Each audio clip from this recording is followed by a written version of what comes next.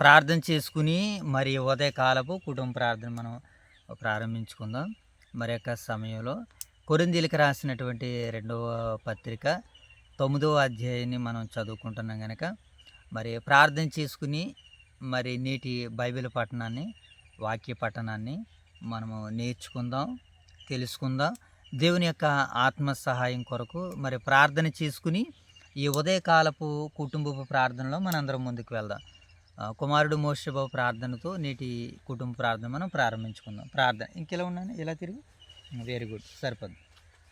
మహాగణుడు మహోన్నతుడు మా ప్రియ పరలోకతండ్రి, మీ ఘనమైన వంతమైన శ్రేష్టమైన నామానికి మీకే వేల వందల స్థుతులు స్వాతంత్రించుకున్నదని ఈ మధ్యాహ్న కాల సమయంలోదండి ఉదయకాల కుటుంబ ప్రార్థన జరిగించుకున్నకు మీకే వేల వందల స్థుతులు స్వాతంత్రించుకున్నదండి. ఈ మధ్యాహ్న కాల సమయంలోదండి ఈ ఉదయకాల కుటుంబ ప్రార్థన తండ్రి చేయుచుండగా మాకు సమృద్ధిమైన తెలివి జ్ఞానాన్ని గణితండి. ఉదయకాల సమయంలోదండి వేగురమైన తండ్రి అక్షయ ఆహారం తండ్రి మేము పొందుకోవడానికి తండ్రి వయసు నగరం తండ్రి మేము ప్రయాణంగా వెళ్ళాం తండ్రి. ఆ పలుపాట్లు కూడా మీరే చక్కగా చూసినందుకు మీకు అనాలి తండ్రి. అక్కడ పరీక్షను గురించుకునే తండ్రి ఇక్కడ మేము తండ్రి స్కూల్కి వెళ్ళి వచ్చే ప్రాణాలు కూడా మీరే చక్కగా చూసినందుకు మీకు అనాలి తండ్రి. ఈ పరిచయం వీక్షిస్తున్నాం మీ బిడ్డలందరూ జీవితం సాధించి కాచి కాపాడండి. ఈ చిన్న ప్రార్థన తప్పు పర్వం సండి మనం ఏడుకుంటే ఈ ప్రార్థన యేసుక్రీస్తునామములో ఆడివేడుచున్న మా ప్రియ పరలోకపు తండ్రి ఆమేన్. జై తల్లి ప్రార్థన. ప్రార్థన పడతానికి ఉన్నతమైన నామానికి వేలాది వంద సూర్యులు తెచ్చుకున్నావు తండ్రి. మధ్యకాల సమయంలో తండ్రి ఉదయకాల చేసుకునే ప్రార్థన తండ్రి. మధ్యకాల సమయంలో తండ్రి వేగురమే తండ్రి మీ నకలశని పనిచి నీకు ఎంతో ఉన్నది. ఈ మధ్యకాల సమయంలో తండ్రి వేగురమే తండ్రి నీ పాసల్లో కొడుకులు చేసి నీకు ఎంత బాగుంటుంది. మధ్యకాల సమయంలో కొరింథీయులకు రాసిన 2వ పత్రిక తండ్రి 9వ అధ్యాయం చదువుతున్నగా సౌన్ చేయండి ఏంటి మెత్తబడే వాక్యాన్ని మరొక పలకం రాసుకుని చేయండి. ఈ మధ్యాహ్న కాల సమయంలో తండ్రి ఈ లైఫ్ని బిడ్డల నుంచి కాయడం వారికి దేశించండి. మళ్ళీ సాయంత్రకాల సమయంలో తండ్రి ఓదు క్రీస్తులో తన బైబుల్ తరగతిని మేము వెళ్ళుచుండగా ఆ ప్రయాణాలన్నింటిలో మీ క్షేమాన్ని అరుగుణించాను తండ్రి. నిన్న రాత్రి కాల సమయంలో తిన్న వైఎస్ఆర్నైతే గృహగుడికి వెళ్ళాం తండ్రి. ఆ పని పట్ల మీరు కాచుకోవడానికి ఎంత ఉన్నాయి నా కుటుంబాన్ని దీవించాలి. చిన్న ప్రాంతాలు తోపర ఫౌండేషన్ మర్చిమని ఈ ప్రార్థన యేసుక్రీస్తునామములో అడుగుతున్న పడతాను. ఆమేన్. వెరీ గుడ్ అమ్మా. చిన్న ప్రార్థన చేసుకుని మరి ఈ యొక్క సమయంలో నేటి పరిచర్లోను మరింత ముందుకు వెళ్దాం, ప్రార్థన చేసుకుందాం. మహాపరిశుద్ధుడైన మా ప్రేమ గల తండ్రి, దయగల దేవ, మీ అపారమైన ప్రేమ కృతజ్ఞతలు తండ్రి. దేవ ఈ యొక్క సమయంలో నాయన మీ కుమారుడు మా రక్షకుడైన యేసుక్రీస్తు ప్రభుల వారి నామంలో పరిశుద్ధాత్మ ప్రేరణతో పరిశుద్ధాత్మ సహాయంతో కొరింథీయులకు రాసినటువంటి 2వ పత్రిక 9వ అధ్యాయాన్ని నాయన నేడు మేము బైబిల్ పఠనంగా లేఖన భాగాలుగా చదవడానికి, నేర్చుకోవడానికి, తెలుసుకోవడానికి మీరు మమ్మల్ని ప్రేమించి ఇచ్చిన ఈ చక్కటి పరిచర్యను బట్టి నేను మిమ్మల్ని మనసారా స్తుతిస్తున్నాను తండ్రి.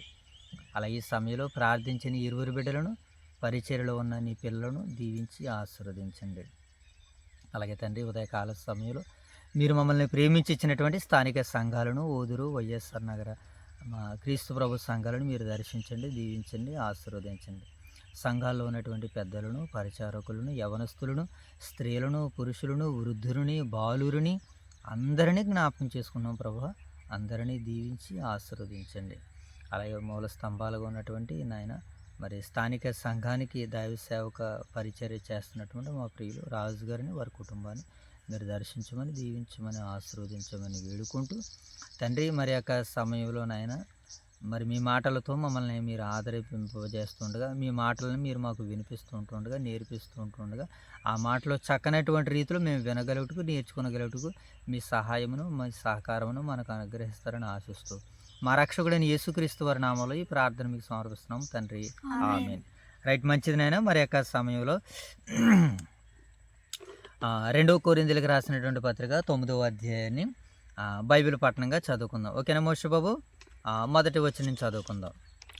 పరిశుద్ధుల కొరకైన పరిశుద్ధుల కొరకైనా ఈ పరిచర్యను గూర్చి ఈ పరిచర్యను గూర్చి మీ పేరు వ్రాయుటకు మీ పేరు రాయటకు నాకు అగత్యము లేదు. నాకు అగత్యం లేదు. మీ మనస్సు సిద్ధమైనదని నేను ఎరుగుదును. మీ మనసు సిద్ధమైనది నేను ఎరుగుదును. అందువలన అందువలన సంవత్సరము నుండి సంవత్సరము నుండి అకయా సిద్ధపడినదని చెప్పి అకయా సిద్ధపడినని చెప్పి నేను మిమ్మును గూర్చి నేను మిమ్మల్ని గూర్చి మాసిదోనియా వారి ఎదుట మాసిదోనియా వారి ఎదుట అతిశయపడుచున్నాను. ఆశయపడుచున్నాను. ఉమ్. మీ ఆసక్తిని చూసి మీ ఆసక్తిని చూసి అనేకులు ప్రేరేపింపబడిరి. అనేకులు ప్రేరేపింపబడిరి. రైట్ నాయన. ఈ యొక్క సందర్భంలో పౌలు గారు మరి కొరింథీ పట్టణానికి వెరీ గుడ్.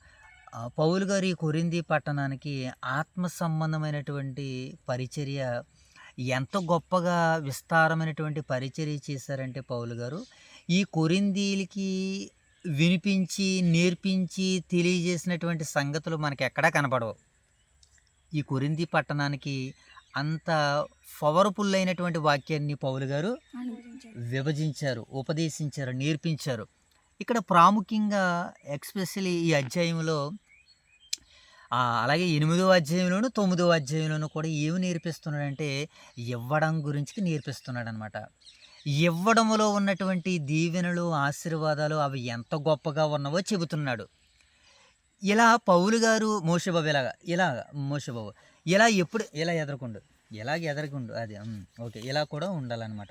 ఇలాగ కూడా ఇప్పుడు పౌలు గారు ఎప్పుడైతే ఇవ్వడాని గురించి వీళ్ళకి చెప్పాడో వీళ్ళందరూ కూడా ఇన్స్పిరేషన్గా ఫీల్ అయ్యారనమాట. పౌలు గారు ఈ దేవునికి మనము సువార్తకి, సేవకి, పరిచర్యకి ధారాళంగా గుప్పిళ్ళు విప్పితే దేవుడు ఎంత సంతోషపడుతున్నాడో చెబుతున్నాడు అనమాట.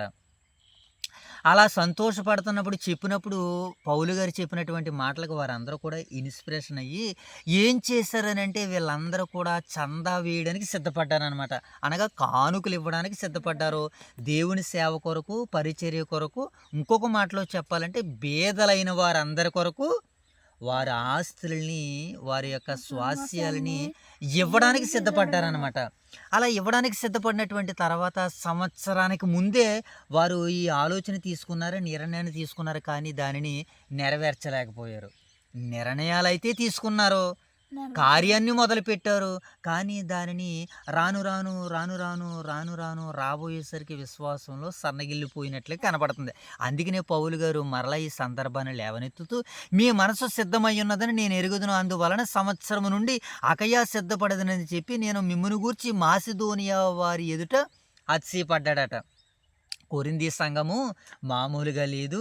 నేను వారికి ఏదైతే చెప్పానో వారు అదంతా చేసేటువంటి బిడ్డలుగా ఉన్నారు, పిల్లలుగా ఉన్నారని మాసిదోనియా ఎదుట ఈ కొరింథీ పట్టణాన్ని గురించి పౌలు గారు అతిశయించాడంట. ఆ సందర్భాన్ని చెప్తున్నాడు.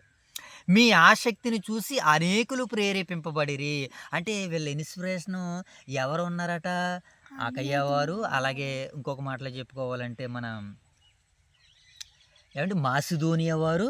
అయ్య బాబోయ్, వీళ్ళు ఎవరో కొరింథీ సంఘస్థులు పరిచర్య మామూలుగా చేయట్లేదు.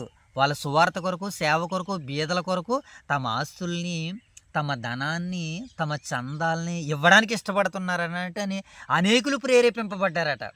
అయితే వీళ్ళని చూసి ఇతరులు ప్రేరేపింపబడ్డారు. కానీ ప్రేరేపింపబడిన వారే ఏం చేశారని అంటే సన్నగిల్లిపోయినట్లే కనబడుతుంది. అందుకని ఈ విషయాలన్నీ కూడా ఇప్పుడు పౌలు గారు వారికి ఉదహరిస్తూ మాట్లాడుతూ చెబుతూ ఏమంటున్నారో చూద్దాం. 2వ వచనం. అయితే మిమ్మును గూర్చిన మా అతిశయము ఈ విషయములో వ్యర్థము కాకుండానట్లు నేను చెప్పిన ప్రకారము మీరు సిద్ధముగా ఉండుటకై ఈ సహోదరులను పంపితిని. ఏమని చెప్తున్నాడనంటే మీరు కార్యాన్ని తలపెట్టారు కదా, ప్రభు పరిచర్య కొరకు, బీదల కొరకు మీరు సలహాలు, మీరు సందాన్ని, మీ కానుకలు ఇస్తానని మీరు చెప్పారు కదా, అయితే ఈ విషయంలో మీ కృప వ్యర్థం కాకుండా మేము చెప్పిన ప్రకారం మీరు సిద్ధముగా ఉండుటకే మేము సహోదరుల్ని ఏం చేసామంటే పంపించాం. కనుక ఇప్పుడు మీరు ఎలా ఉండాలి? దేవునికి బీదలకి కానుకలు ఇవ్వడానికి మీరు సిద్ధంగా ఉండండి, అందుకనే సహోదరులను పంపాను అని చెప్తున్నాడు మన పౌలు గారు. ఇప్పుడు 4వ వచనం చదువు. మీరు సిద్ధపడని ఎడల మీరు సిద్ధపడిన ఎడల ఒకవేళ మాసిదోనియా వారెవరైనను నాతో కూడా వచ్చి నాతో కూడా వచ్చి మీరు సిద్ధముగా ఉండపోవుడు చూసిన ఎడల మీరు సిద్ధంగా ఉండిపోటు చూసిన ఎడల ఈ నమ్మిక కలిగి ఉన్నందుకు ఈ నమ్మిక కలిగి ఉన్నందుకు మేము సిగ్గుపరచబడదుము, మేము సిగ్గుపడబడము, మీరును సిగ్గుపరచబడుదురు. మీరును సిగ్గుపడబడుదురు. చూడండి, వీళ్ళు ఏమని చెప్పాడంటే పౌలు గారు మాసిదోనియా వారికి, ఇదిగో కొరింథీలో ఉన్నటువంటి సంఘము ధనాన్ని ఇస్తున్నారు, సేవ నిమిత్తం కానుకలు ఇస్తున్నారు, చందా వేస్తున్నారు అని నేను చెప్పాను కదా మీ విషయంలో. ఇప్పుడు నాతో పాటు మాసిదోనియా వారు కూడా వచ్చి మీ దగ్గరకు వచ్చినప్పుడు మీరు కానుకలు అవన్నీ సిద్ధం చేయలేదనుకో, నేను చెప్పిన మాట ఏమైపోతుంది? వ్యర్థమైపోద్ది. మీరు సిగ్గుపడతారు మోషే బాబు, నేను సిగ్గుపడవలసి వస్తుంది. కనుక అలా ఉండకుండా ఉండాలంటే ఏం చేయాలి? మీరు ఏ కార్యాన్ని అయితే తలపెట్టారో ఆ కార్యంలో మీరు సంసిద్ధులుగా ఉండండి, సిద్ధపడండి అని పౌలు గారు వారిని వాక్యం ద్వారాగా వేడుకుంటున్నాడు. ఆయన వాక్యం ద్వారా ఏం చేస్తున్నాడు? వేడుకుంటున్నాడు. అలాగే మనం కూడా వాక్యాన్ని చెబుతున్నప్పుడు, వాక్యాన్ని ఇతరులకి చెబుతున్నప్పుడు మనము వేడుకోవాలి దేవుని ప్రేమతో. అలా వేడుకోవాలంటే నువ్వు కొంత సమయాన్ని దేవునిలో కేటాయించాలి.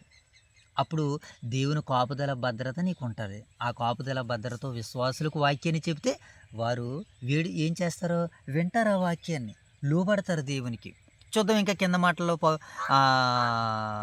పౌలు గారు ఏమంటున్నారు? 5వ వచనం. కావున లోబడి ఇచ్చేదమని మీరు చెప్పిన ధర్మము పిసినితనముగా ఈక ధారాళముగా ఇవ్వలేనని చెప్పి సహోదరులు మీ యొద్దకు ముందుగా వచ్చి దానిని జమ చేయుటకై వారిని హెచ్చరించుట అవసరమని తలంచితిని. ఆ పౌలు గారు ఇక్కడ ఏమని చెప్తున్నారనంటే, నేను ఇంత ఎమర్జెన్సీగా వారిని పంపించేశాను కదా, మీరు బాగా కంగారు పడకండి. మీరు దేవుని పని కొరకు ఇచ్చేది ఎలాగ ఇవ్వాలంటే పిసినితనముగా ఇవ్వకూడదు. మరి ఏం చేయాలి మోషే బాబు? ధారాళంగా ఇవ్వాలి. ఇచ్చేటప్పుడు ఎలాగ ఇవ్వాలంట? పిసినితనంగా ఇవ్వకూడదు. మరి ఎలాగివ్వాలి? ధారాళంగా. అంటే నువ్వు ఎంతైతే ఏదైతే ఇవ్వాలని హృదయంలో నిశ్చయించుకుంటున్నావో దానిని బట్టి ఇవ్వాలి తప్ప ఇవ్వకపోతే ఏమనుకుంటాడు దేవుడు అని ఇవ్వకూడదు. నేను దేవునికి సేవకి పరిచర్యకి కానుక ఇచ్చేటప్పుడు అనుకుంటాను, దైవ సేవకులు ఏమన్నా అనుకుంటారేమో ఇవ్వకపోతే అని ఇస్తూ ఉంటుంటాను. అలా ఇవ్వతే దేవుడు దాన్ని పరిగణించడు. నా దగ్గర ఏదైతే నా స్తోమత ఎంతైతే ఉందో నా స్తోమతను బట్టి నేను దేవునికి కానుకని సిద్ధం చేయాలి. అలాగే ఇక్కడ వీరిని కూడా పౌలు గారు ఏమంటున్నాడనంటే, మీ యొక్క కానుకే పిసినతనముగా ఇక ధారాళముగా ఇవ్వాలని సహోదరుని మీ వద్దకు ముందుగా పంపించదని. కనుక ఇప్పుడు మీరు ఏం చేయాలన్నారు? జమ చేయండి. మీరు లెక్క పాతది ఎంత ఉందో కొత్తది ఎంత ఉందో మీరు మరలా ఎంత ఇస్తున్నారో జమ చేయండి. అంటే ఇవన్నీ లెక్కలు, వడ్డీ లెక్కల కింద కనబడుతున్నాయి కాదు సుమా. ఇవి పరిశుద్ధుల కొరకు దేవుడు సిద్ధపరుస్తున్నటువంటి లెక్కలు అన్నమాట. ఇవి పరిశుద్ధుల కొరకు దేవుడు సిద్ధపరుస్తున్నటువంటి లెక్కలు ఇవి. ఎవరెంత ఇవ్వాలో, ఎవరెంత ఇస్తే దేవునికి మహిమ చెల్లుతుందని దేవుడు పిసినితనంగా ఇవ్వద్దంటున్నాడు పౌలు గారు. ధారాళంగా ఇవ్వండి. అవును కదా? నువ్వు పిసినితనంగా ఇస్తే దేవుడు కూడా నీకు ఎలాగిస్తాడు? పిసినితనంగా ఇస్తాడు. నువ్వు ధారాళంగా ఇస్తే అవును. ఒక మాట, ఇక్కడ దేవుడు మనకి ధారాళంగా ఇస్తాడు కదా, మనం ఇవ్వకూడదు. నీకున్న దాంట్లో నువ్వు ధారాళంగా ఇవ్వు, పిసినితనంగా ఇవ్వద్దు. కనుక మరి ఈ విషయంలో మనం ఎలా ఉండాలి? జాగ్రత్తగా ఉండాలి. ఇప్పుడు 6వ వచనం చదువుదాం. 6వ వచనం. కొంచెముగా విత్తువాడు కొంచెముగా పంట కోయును, సమృద్ధిగా విత్తువాడు సమృద్ధిగా పంట కోయును అని ఈ విషయమై చెప్పవచ్చును. ఒక మాట మరలా పౌలు గారు చెప్పారు, కొంచెముగా విత్తువాడు కొంచెముగానే కోస్తాడు, ఎక్కువగా విత్తువాడు. ఇప్పుడు మన వాళ్ళందరూ విత్తనాలు చెల్లారు. అందరూ ఎకరానికి 8 కొంచాలు విత్తనాలు చెల్లారు. నేను 4 గుంచాలు 5 గుంచాలు చెల్లించాడు శ్రీరాములు మామయ్య. అంటే మనకంటే ఎక్కువ 3 కొంచాలు, కొంతమంది 4 కొంచాలు బాగా చల్లారు. వాళ్ళు కోసేటప్పుడు ఏం చేస్తారు, ఆనందంగా సంతోషంగా కోస్తారు. ఎక్కువ బస్తాలు వస్తాయి వాళ్ళకి విత్తనాలను బట్టి చల్లారు కనుక. మనం కొంచెం తక్కువ విత్తనాలు చల్లాం కనుక తక్కువే కోస్తాం, ఎక్కువగా విత్తితే ఎక్కువగా వస్తాం. ఇలాగే పౌలు కూడా ఏమంటున్నాడంటే దేవునికి ఇచ్చేటప్పుడు మీరు ఎక్కువగా ఇవ్వండి. అదే అంటున్నాడు, ఏమంటున్నాడు, కొంచెముగా విత్తువాడు కొంత పంట కోస్తాడు, సమృద్ధిగా విత్తువాడు సమృద్ధిగా పంట కోయనని ఈ విషయమై చెప్పవచ్చును. దేవునికి ఇచ్చేటప్పుడు కూడా మనం ఏం చేయాలంటే సమృద్ధిగా ఇవ్వాలి. ఏం చేయాలి, ఎక్కువగా ఇవ్వాలి ఆయనకి, అప్పుడు మనకు కూడా ఎక్కువగా ఆయన ఇస్తాడని పౌలు గారు ఈ సందర్భాలను చెప్పుడు. ఇన్ని రకాలుగా చెప్తున్నప్పుడు ఇంకా కానుకలను ఎవరైనా దాచుకుంటారా? పస్తు అయినా ఉందాం కానీ ప్రభువుకు కానుక మాత్రం మనము పస్తు చేయకూడదు, ప్రభు కానుక మాత్రం దాచేయకూడదని వారు సిద్ధపడాలని పౌలు గారు అంటున్నాడు. 7వ వచనం చూద్దాం. సనుగు కొనకయు బలవంతముగా కాకయు ప్రతి వాడును తన హృదయములో నిశ్చయించుకున్న ప్రకారము ఇయ్యవలెను, దేవుడు ఉత్సాహముగా ఇచ్చువాని ప్రేమించును. ఇక్కడ 7వ వచనం ఏమంటాడంటే, మోషే బాబు సనుగు కొనకూడదు, బలవంతంగా ఉండకూడదు, పిసినితనంగా ఉండకూడదు దేవునికి కానుకలు ఇచ్చేటప్పుడు. మరి మనం అందరం కూడా ఎలా ఉండాలి, ధారాళంగా దేవునికి ఇచ్చేవాలి. అలాగే దేవుడు ఉత్సాహముగా ఇచ్చేవాడిని ఏం చేస్తాడట, ప్రేమిస్తాడట. హృదయంలో నువ్వు ఎత్త అయితే నిశ్చయించుకుని దేవునికి కానుక ఇచ్చావో, నువ్వు 1000 రూపాయలు ఇచ్చినా పర్వాలేదు, 2000 రూపాయలు ఇచ్చినా పర్వాలేదు, ఎంత ఇచ్చినా పర్లేదు, హృదయంలో నిశ్చయించుకోవాలన్నమాట. నువ్వు హృదయంలో నిశ్చయించుకోవాలంటే నువ్వు పనికి వెళ్ళే ముందు ప్రార్థన చేసుకోవాలి. దేవా, ఈ నెల అంతా నేను కష్టపడి పని చేయాలనుకుంటున్నాను, చక్కటి కష్టార్జితాలు నీకు సేవ కొరకు నేను ఇవ్వాలనుకుంటున్నాను, నాకు ఆరోగ్యాన్ని, నాకు శక్తిని, నాకు పనిని దయచేయని దేవుణ్ణి వేడుకుంటే దేవుడు నీకు పని ఇస్తాడు. పని ఇచ్చిన దాన్ని బట్టి నువ్వు హృదయంలో నిశ్చయించుకుంటావు, దేవునికి నిండు మనసుతో కానుకని ఇస్తావు. నువ్వు ధారాళంగా ఇచ్చావు కనుక దేవుడు ఉత్సాహంగా ఇచ్చేవాడిని ఏం చేస్తాడట, ఉత్సాహముగా ఇచ్చే మనసుండాలిరా, ఇచ్చే గుణం దేవుడు మెచ్చే గుణం, పంచే గుణం ఆయన ఆశీర్వచనం.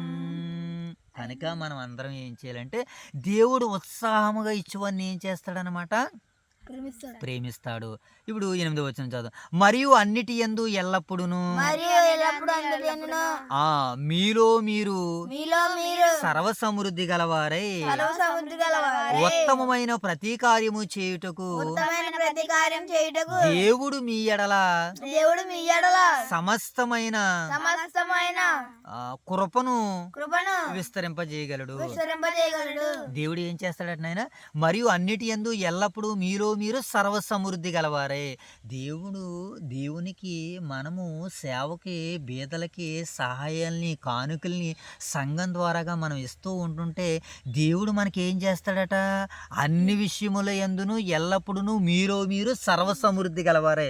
తినడానికి నీకు ఎలా ఉంటుంది, తిండి సమృద్ధిగా ఉంటుంది. కట్టుకోవడానికి నీకు బట్ట ఎలాగుంటుంది, సమృద్ధిగా ఉంటుంది. పండుకోవడానికి నీకు స్థలము, నివాసము, ఇల్లు ఎలాగుంటుంది, సమృద్ధిగా ఉంటుంది. ప్రతిదీ సమృద్ధిగా దేవుడు నీకు అనుగ్రహిస్తాడు.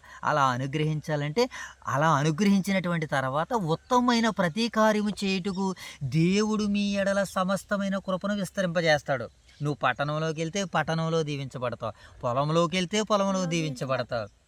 ఎక్కడికి వెళ్ళినా నీ గిన్నె, నీ పిండి పిసుకు తొట్టే, నువ్వు ఊడ్చే చేనే, నువ్వు పండించే పంట, ఇవన్నీ దేవుడు దీవిస్తాడు.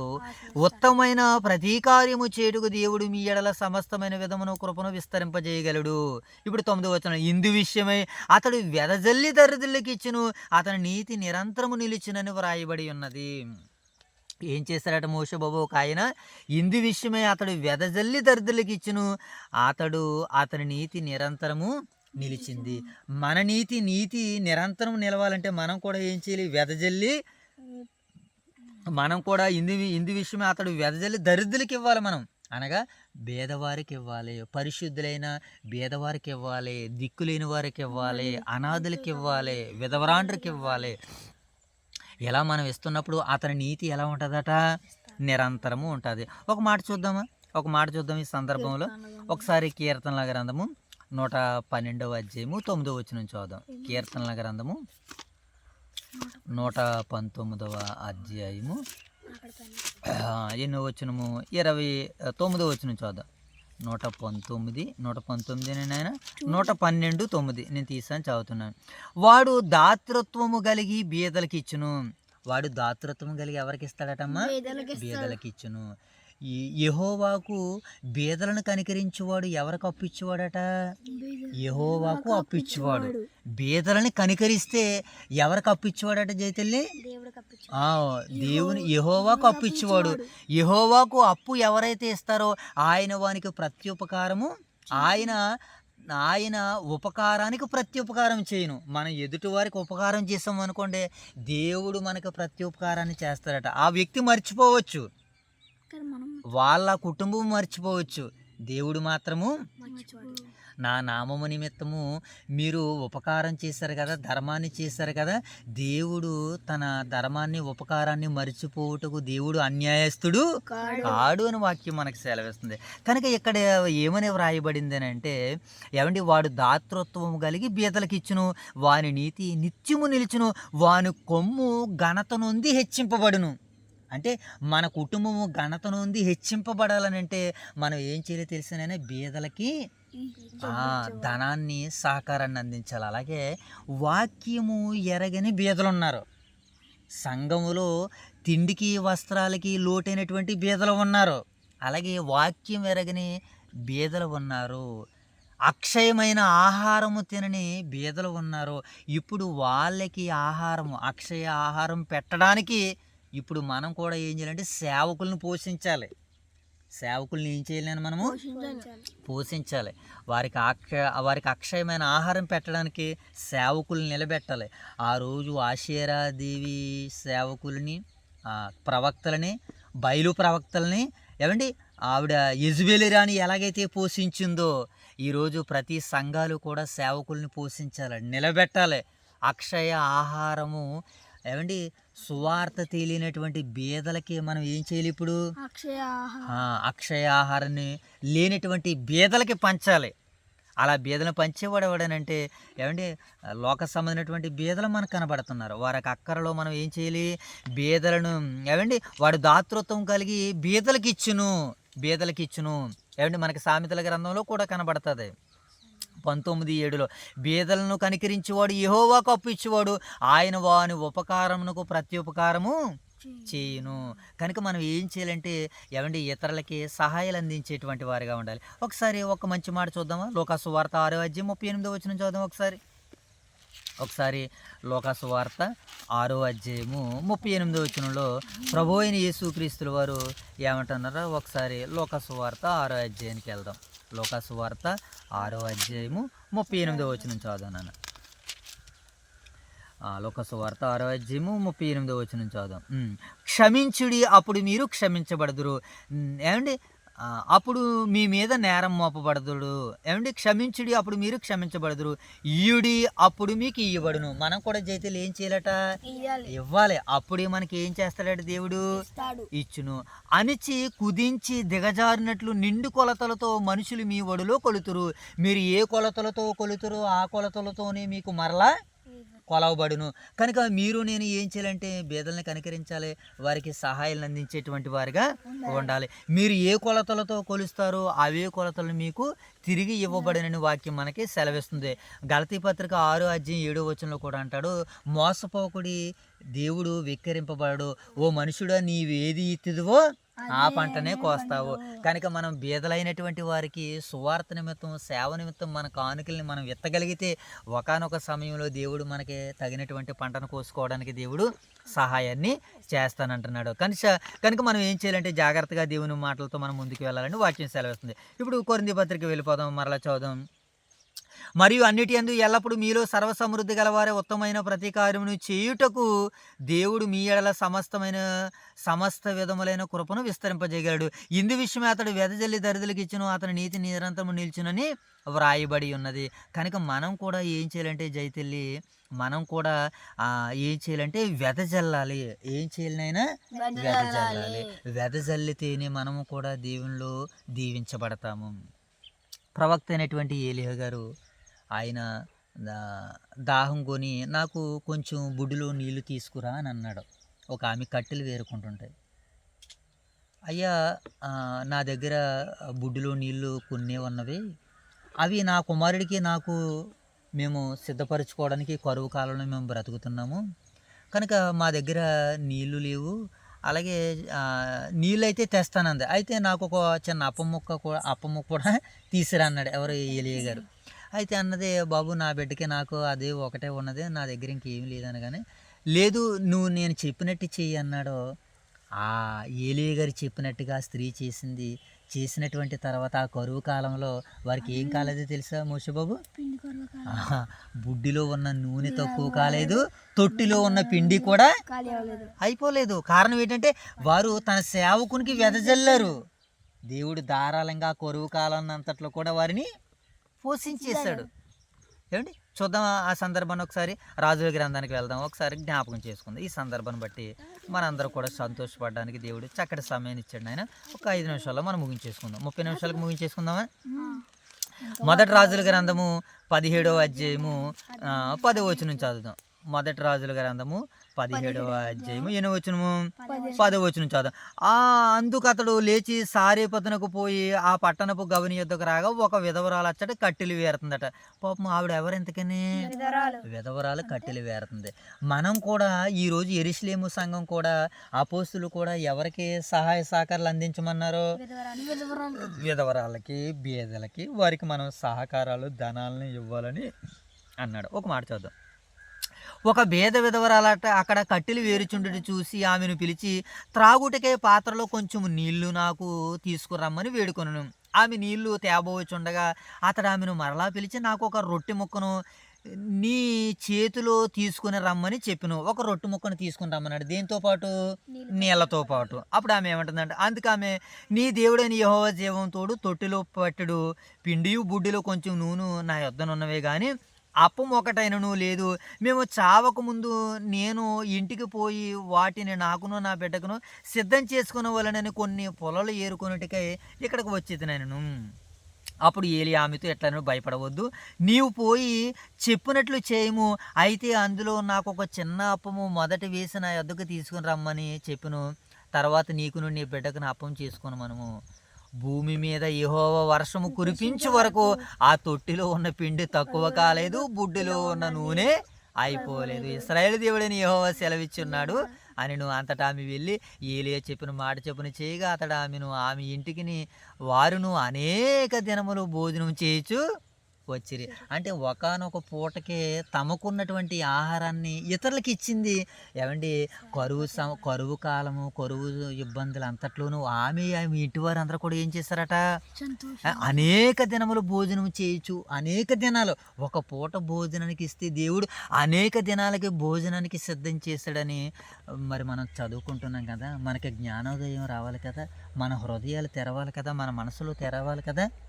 మోషిబాబు, మనకి ఇచ్చే దాంట్లో ఎప్పుడు కూడా వెనకడుగు వేయకూడదు. అవసరమైతే ఒంటి మీద ఉన్న వస్త్రమైన అవతల వాడికి ఇచ్చి మనము దేవుని నీతిని నెరవేర్చాలి. అవసరమైతే చలిలో ఉన్నవారు, దిగంబరులుగా ఉన్నవారు, ఒక పూట కూటికి లేనటువంటి వారు, అవసరమైతే ఆ పూటకి మనకు ఉన్నదాన్ని మనం తెచ్చేటేయాలి. ఏమో దేవుడు ఎవరి ద్వారాగా నీకు భోజనాన్ని సిద్ధం చేస్తాడో తెలీదు. ఒక బిడ్డ అడుగుతున్నాడు, ఆకలితో అలమటిస్తూ ఒక ఆయన ఇచ్చాడు. ఇచ్చిన తర్వాత మరొక బిడ్డ అతను వచ్చి అడుగుతుంది, నాకు కూడా బువ్వలేదని. ఉన్న బువ్వ ఇచ్చేసాడండి అతను. ఇలాగా అప్పటికే కారులో నుంచి వస్తున్నాడు ఒక ఆయన. ఈ సన్నివేశాన్ని అంతటి నేను అప్పుడు వేడి పలావ్ తెచ్చి అతనికే ఇచ్చాడు. ఈ పలావ్ తిని ఆయనని. అంతకుముందు ఏమి ఇచ్చాడు ఆయన? తన దగ్గర ఉన్నటువంటి మామూలు చిన్నవి ఇచ్చాడు. కానీ ఇతనికి ఎలాంటిది ఇచ్చాడు? దేవుడు గొప్పది ఇచ్చాడు. అవును, మనం కూడా నేడు విశ్వసించగలిగితే దేవుని మాట మనము తోచా తప్పకుండా పాటించాలి ప్రియులారా.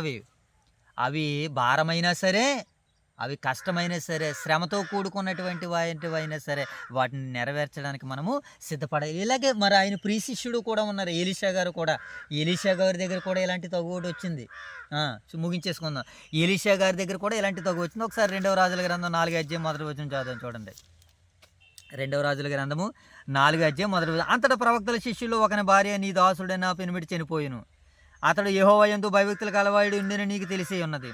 ఇప్పుడు అప్పుల వారు నా ఇద్దరు కుమారుల తనకి దాసులుగా ఉండుటకు వారిని పట్టుకుని పోవుటకు వచ్చి ఉన్నారని ఎలీషాకు మొర్రపెట్టగా. చూడండి, అప్పుడు ఎలీషా, నా వలన నీకేం కావాలను జైతల్లి, నా వలన నీకేం కావాలను, నీ ఇంటిలో ఏమి ఉన్నదో అది నాకు తెలియజెప్పమను. అందుకామె, నీ దాసురైన నా ఇంట్లో నూనె కుండ ఒకటి ఉన్నదని, అది తప్ప మరేమీ లేదన్నది. అప్పుడు నీవు బయటికి పోయి నీ ఇరుగు పొరుగు పాత్రలు అమ్మి దొరికిన వాటిని అన్నిటినీ ఎరువు తెచ్చుకొనుము. అప్పుడు నీ ఇంటిలోనికి వచ్చి నీవును నీ కుమారుడు లోపల నుండి తలుపు వేసి ఆ పాత్రలోని నూనె పోసి నిండిన యొక్క తొట్టు ఉంచమని ఆమెతో సెలవిగా, ఆమె అతని యొద్ద నుండి పోయి తానును తన కుమారుడు లోపలికి వెళ్ళి తలుపు వేసుకుని కుమారులు తెచ్చిన పాత్రలో నూనె పోసిను. పాత్రలన్నీ నిండిన తర్వాత వారు ఇంకా పాత్రలో తేవమని తన కుమారునితో చెప్పగా వాడు మరేమీ లేవని చెప్పిను. అంతలో నూనె నిలిచిపోయిను. ఆమె దైవజనుడైన అతని యొద్దకు వచ్చి ఆ సంగతి తెలియజెప్పగా వారు, నీవు పోయి ఆ నూనె నమ్మి నీ అప్పులు తీర్చి మిగిలిన వాడితో నీవును నీ పిల్లలను బ్రతుకుము. అంటే ఏం జరిగింది? దేవుడు ఇక్కడ కార్యాన్ని చేశాడు. ప్రవక్తే చనిపోయాడు, విధవరాలుగా ఉన్నారు ఆ కుటుంబము. బిడ్డల్ని ఇద్దరూ తీసుకుని వెళ్ళిపోవాలనుకున్నాడు. అప్పులు వాడు వచ్చి ప్రవక్తని వేడుకుంది, దేవుడి సహాయాన్ని అందించాడు. మనము దేవుణ్ణి వేడుకోవాలంటే మన దగ్గర ఉన్నది దేవునికి ఇచ్చి అడిగితే దేవుడు ఎంతైనా మనకి ధారాళంగా ఇవ్వగలుగుతాడు. అలాగని మనకున్న తక్కువ డబ్బులు ఆయనకి ఇచ్చి ఎక్కువ డబ్బులు లాక్కుందామన్న ఆలోచన, దురుద్దేశము, దుర్బుద్ధి ఉండకూడదు. ఇస్కరియోతు యోధాలాగా అయిపోతాం. అలాంటి తలంపులతో సేవ ఇప్పుడు మొదలు పెట్టకూడదు, అలాంటి సేవ చేయకూడదు. లేకపోతే గారిడి సీమోను గాడిలాగా అన్న అయిపోతాం. కొంత ఎదుటి ద్రవ్యాన్ని పెట్టి నేను ఎవడ మీద చేతులు పెడితే ఈ వారం నాకు ఇయ్యనంటే అది డబ్బుతో పెట్టి కొనుక్కునేది కాదు, హృదయంతో, సమయంతో, మనసుతో పెట్టి కొనుక్కునేది దేవుని సేవ, పరిచర్య. కనుక ఇలా మనం ఆలోచన చేస్తే ఏం కనబడుతుందని అంటే, మనము నిత్యము సమృద్ధిగా ఉండాలంటే అన్నాడు. మరియు అన్నిటి యందు ఎల్లప్పుడూ మీరు సర్వ సమృద్ధి గలవారే. ఇప్పుడు ఈ విధవరాళ్ళు ఇరువురు ఎలా ఉన్నారు? ఇప్పుడు సర్వ సమృద్ధి గలవారే, పిల్లలతో సమృద్ధి కలిగినటువంటి వారిగా ఉన్నారు. కారణం ఏంటంటే, ఉత్తమైన ప్రతి కార్యం చేటుకు దేవుడు వారి ఎడల సమస్తమైన కృపను, నీ ఎడల సమస్తమైన కృపను వెదజల్లును. ఇప్పుడు 9వ వచనం చదువు. ఇందు విషయమై అతడు వెదజల్లి దరిద్రులకి ఇచ్చెను, అతని నీతి నిరంతరము నిలిచును అని వ్రాయబడి ఉన్నది. ఇప్పుడు 10వ వచనం చదువు. విత్తువానికి విత్తనమును, తినుటకు ఆహారమును దయచేయు దేవుడు మీకు విత్తనములు దయచేసి విస్తరింపజేసి మీరు ప్రతి విషయములో పూర్ణాదౌరభాగ్యము కలిగినట్లు, పూర్ణౌదార్యము కలిగినట్లు మీ నీతి ఫలములు వృద్ధి పొందించును. దేవుడు ఏం చేస్తాడట? విత్తువానికి విత్తనాలు, తినుటకు ఆహారమును దేవుడు దయచేసును. దీనిని బట్టి మీరు ప్రతి విషయంలో పూర్ణౌదార్య భాగ్యము గలవారగినట్లు మీ నీతి ఫలములను వృద్ధి పొందించును అని దేవుడు ఈ మాటల ద్వారాగా మనతో మాట్లాడుతున్నాడు. కనుక మనమందరము కూడా ఎలాగుండాలి అని అంటే, వాక్యం ఏమని సెలవిస్తుందంటే, ఒక మాటని మనం చూద్దాం. 1 తిమోతి పత్రిక ఒక మాట మనం చూడగలిగితే, 1 తిమోతి పత్రిక 6వ అధ్యాయము ఒక్కసారి 6వ వచనాన్ని చూద్దాం. 1 తిమోతి పత్రిక 6వ అధ్యాయము 6వ వచనాన్ని చదువుదాం. 2 తిమోతి పత్రిక 6వ అధ్యాయము 1 తిమోతి పత్రిక 6వ అధ్యాయము 18వ వచనం చదువుదాం. వారు వాస్తవమైన జీవం సంపాదించుకునే నిమిత్తం రాబో కాలంలో మంచి పునాది తమ కొరకు వేసుకొనుచు మేలు చేయువారును సత్క్రియలు అను ధనము గలవారును ఔదార్యము గలవారును తమ ధనములో ఇతరులకు పాలిచ్చువారై ఉండవలెనని. అంటే తమ ధనములో ఇతరులకి ఏం చేస్తున్నారట? వీళ్ళు పాలిస్తున్నారు. ఎందుకు పాలిస్తున్నారంటే, మీరు ప్రతి విషయంలోనూ పూర్ణాదౌర్య భాగ్యము గలవారగినట్లు మీ నీతి ఫలము విస్తరించి అభివృద్ధి పొందించేవాడు దేవుడు అని మనకి వాక్యము సెలవిస్తుంది. కనుక అక్కడ వీడియో వెళ్తుంది కనుకమ్మా ట్రాఫిక్ అసలు డైవర్ట్ అవ్వదు. కనుక ఇక్కడ దేవుడు ఏమని చెప్తున్నాడు? మీరు పూర్ణాదౌర్యం కలిగి విస్తరించాలి. అలా విస్తరించాలంటే మీ ధనాన్ని ఏం చేయాలి? ఇతరులకు పాలిచ్చేవారిగా ఉండాలని వాక్యం మనకి సెలవిస్తుంది. అదే చెప్తున్నారు పౌలు గారు చివరిగా, ఇటు ఔదార్యం వలన మా ద్వారాగా దేవునికి కృతజ్ఞతాస్తుతులు చెల్లింపబడును. ఏలయనగా ఈ సేవను గూర్చిన పరిచర్య పరిశుద్ధుల అక్కరకు సహాయము కలుగజేయుటకు. పరిశుద్ధుల అక్కరికి ఏం కలగలటనైనా మోషే బాబు? సహాయము కలుగజేయుటకు మాత్రము కాకుండా అనేకులు దేవునికి చెల్లించు కృతజ్ఞతాస్తుతుల మూలముగా విస్తరించుచున్నది. ఏం చేస్తుందంటే ఇప్పుడు విస్తరించుచున్నది. ఇప్పుడు 11వ వచనం చదువు. ఇట్టి ఔదార్యం వలన మా ద్వారా దేవునికి కృతజ్ఞతాస్తుతులు చెల్లింపబడును. ఏలయనగా ఈ సేవను గూర్చిన పరిచర్య పరిశుద్ధుల అక్కర కొరకు సహాయము కలుగు చేయటం మాత్రమే కాకుండా అనేకులు దేవునికి కృతజ్ఞతాస్తుతులు చెల్లించున్నట్లు విస్తరింపబడుచున్నది. 13వ వచనం. ఏలయనగా క్రీస్తు సువార్తను అంగీకరింతుమని చెప్పుకొనుట యందు మీరు విధేయులైనందున వారి విషయమును అందరి విషయమును ఎంత ఔదార్యము కలిగి ధర్మము చేసినందున ఈ పరిచర్య మూలముగా మీ యోగ్యత కనబడినందున వారు దేవుణ్ణి మహిమపరచబడుచున్నారు. వారు దేవుని ఏం చేస్తున్నారట మోషే బాబు? మహిమపరుస్తున్నారట. వీళ్ళ ధర్మాన్ని చూసి, వీళ్ళ ధర్మ కార్యాలను చూసి, వీళ్ళ సేవను చూసి, వీళ్ళ సువార్తను చూసి అనేకులు ప్రేరేపింపబడుతున్నారని పౌలు గారు ఇక్కడ చెబుతున్నారు కొరింథీ సంఘస్థుల గురించి. మిమ్మల్ని బట్టి ఇతరుల దేవుణ్ణి ఏం చేస్తున్నారట మోషే బాబు? మహింపరుస్తున్నారు. 14వ వచనం. మరియు మీ ఎడల దేవుడు కనబరిచిన అత్యధికమైనటువంటి కృపను చూసి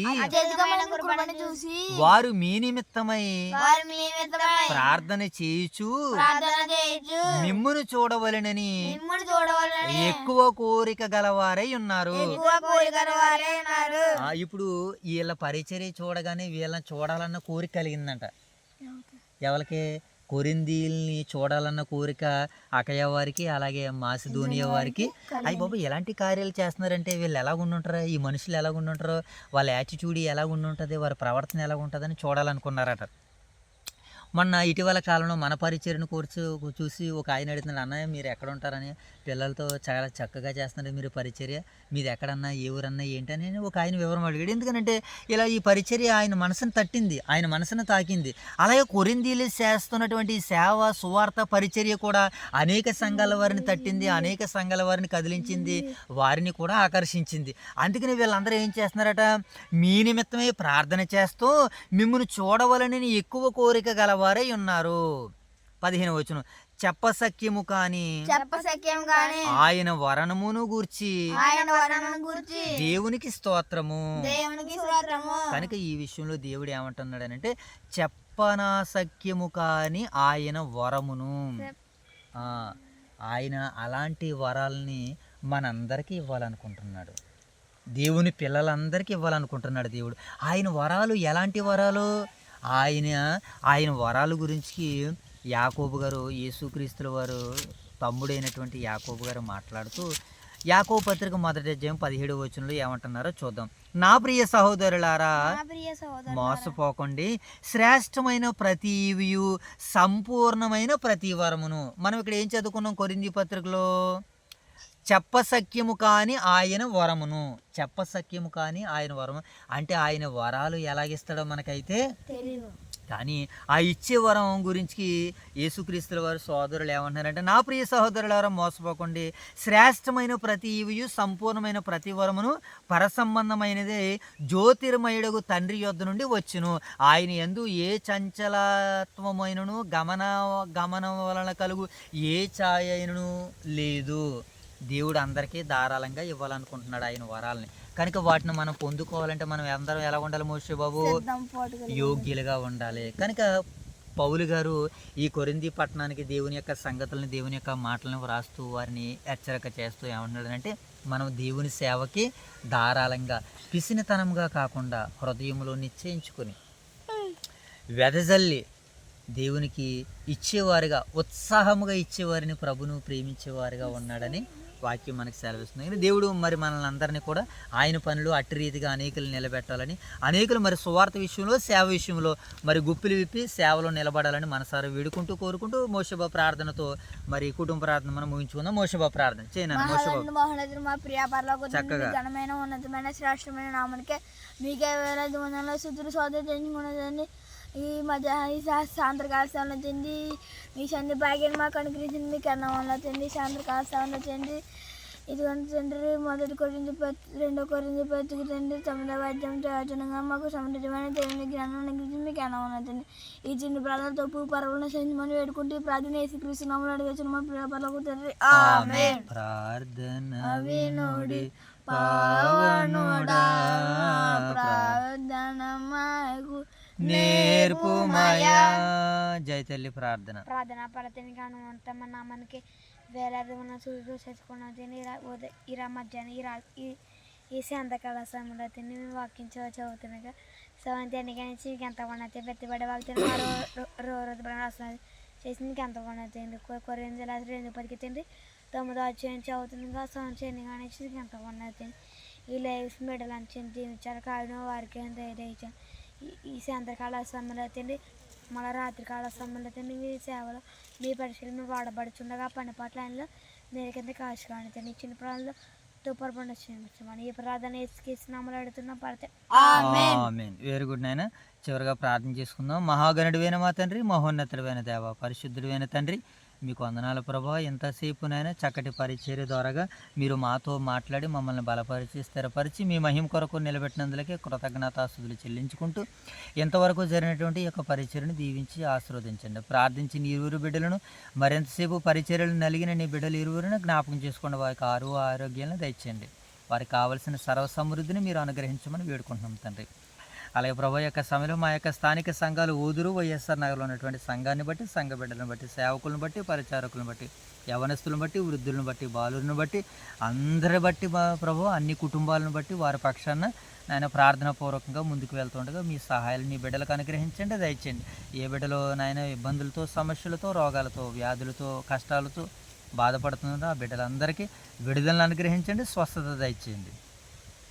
అలాగే తండ్రి 2 సంఘాల్లో ఉన్నటువంటి బిడ్డలందరినీ మరొకసారి దర్శించమని, దీవించమని, ఆశీర్వదించమని నాయన సంఘాలకి చక్కటి వాక్యాలతో ముందుకు నడిపిస్తున్నటువంటి ప్రియులు దైవసేవకులు రాజుగారిని వారి కుటుంబాన్ని దీవించి ఆశీర్వదించమని వేడుకుంటూ మరి ఎంతవరకు జరిగినటువంటి యొక్క పరిచర్యను జ్ఞాపకం చేసుకుంటూ తండ్రి మరొక పర్యాయం ప్రభు మీ పాసన్నిధులు మేము అందరూ ఇటు రీతిగా కలిసి కూడుకుని మిమ్మల్ని స్తుతించి మహింపరుచుకునే పర్యంత వరకు మీ యొక్క దయగలిగిన కృపగలిగిన హస్తాలతో మమ్మల్ని నింపమని నడిపించమని ఈ ప్రార్థన అంతటిని మా ప్రభువును మీ ప్రియకుమారుడు మా రక్షకుడైన మా ప్రభు యేసుక్రీస్తు వారి నామములో ఈ ప్రార్థన మీకు సమర్పిస్తున్నాం మా కన్న తండ్రి.